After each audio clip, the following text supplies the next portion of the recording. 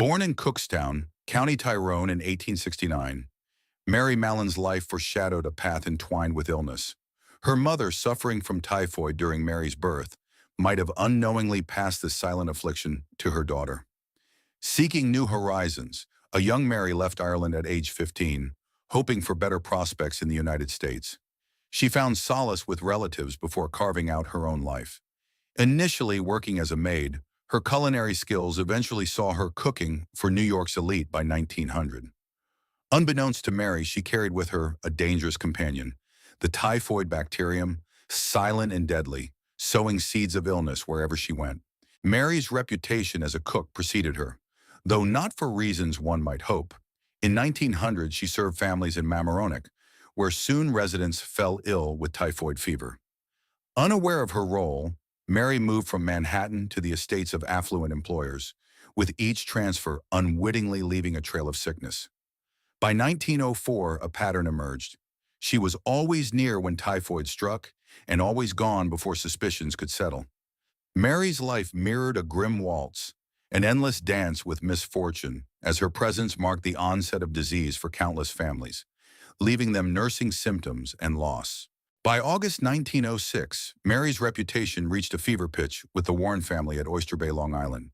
Over 2 weeks, 6 out of 11 family members fell ill. The spread of typhoid in such privileged surroundings puzzled many. Typhoid, typically associated with crowded and unsanitary conditions, appeared incongruous against the backdrop of opulent homes. Investigators embarked on a wild chase, probing clams and tracing every lead. But it was a path wrought with dead ends. It was then that George Soper, a sanitation engineer, emerged as a key figure in confirming Mary's indirect culpability. Soper's detective-like vigor unearthed Mary's trail of infection, tying outbreaks directly to her employment. As an asymptomatic carrier, Mary bore no personal symptoms but was a conduit for this affliction. This new understanding of asymptomatic carriers was groundbreaking, yet troubling. How could someone healthy be a harbinger of death? With each new typhoid case linked to a new employer, Soper's suspicion morphed into relentless certainty. He endeavored tirelessly to confront Mary with this revelation. However, Mary remained defiant, her understanding of the situation clouded by disbelief and fear. In March 1907, another outbreak in Park Avenue piqued Soper's interest, leading him to finally confront Mary. This meeting was contentious. His request for medical samples met with hostility. Mary, incredulous and indignant, rejected claims laid against her. The scene turned volatile as Mary defended herself, carving fork in hand against what she perceived as baseless accusations. Yet the evidence of her carrier status mounted, leading authorities to an unavoidable conclusion. For public health, intervention became essential, despite the lack of understanding of her condition or empathy from the public health apparatus. Mary's life took a drastic turn when she was forcibly quarantined on North Brother Island in New York's East River. Conditions on this isolated island were austere, reserved for those with contagious diseases. Despite being held in confinement without trial, Mary remained steadfast in her denial of her role as a transmitter. Her detachment from the outside world, merely a containment of perceived menace, presented a tragic dichotomy of individual rights versus public safety. Nevertheless, headlines named her Typhoid Mary, a moniker that would immortalize her in infamy rather than as a victim of circumstance. Public opinion and legal policies shifted in 1910, allowing Mary back to the mainland under strict conditions of employment. She was to eschew cooking, a skill so entwined with her identity, for safer employment options. This return promised a semblance of freedom, but life as a laundress was a paler shade of her former vocation. Despite attempts to adhere to her agreement, the economic necessity and Mary's disillusionment with societal disdain drew her back into kitchens. Her anonymity was maintained through aliases, but ultimately the cycle of outbreaks continued, and the noose of her past resumed its hold.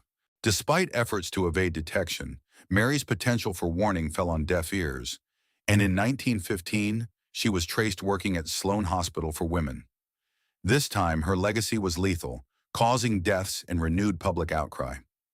Reapprehended, Mary was returned to North Brother Island, her life morphing into a grim cycle of isolation. Familiar hospital corridors welcomed her back with a resigned familiarity that underscored the persistent isolation impacted by the lack of understanding of asymptomatic carriers. Mary was ensnared by fate, and for her remainder days, her story wove a cautionary tale of early 20th century typhoid. In isolation, Mary Mallon lived out her final years on the island. Granted limited freedoms, she adapted, working as a technician in the laboratory. This role offered a semblance of purpose, albeit far removed from her true talents. Her passing in 1938, attended by few, was a quiet reclusion starkly opposite to her turbulent notoriety. As the world advanced with antibiotics and improved sanitation, typhoid dwindled in Western headlines. Yet Mary remained in history's annals as both a warning and a misunderstood figure, a symbol of fear and ignorance intertwined.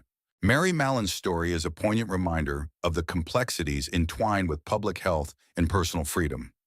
In an era defined by burgeoning scientific discovery, yet mired in misunderstanding, Mary became an unintentional emblem of the struggle to contain invisible threats. Her isolation for the sake of public health still prompts questions about ethics and empathy.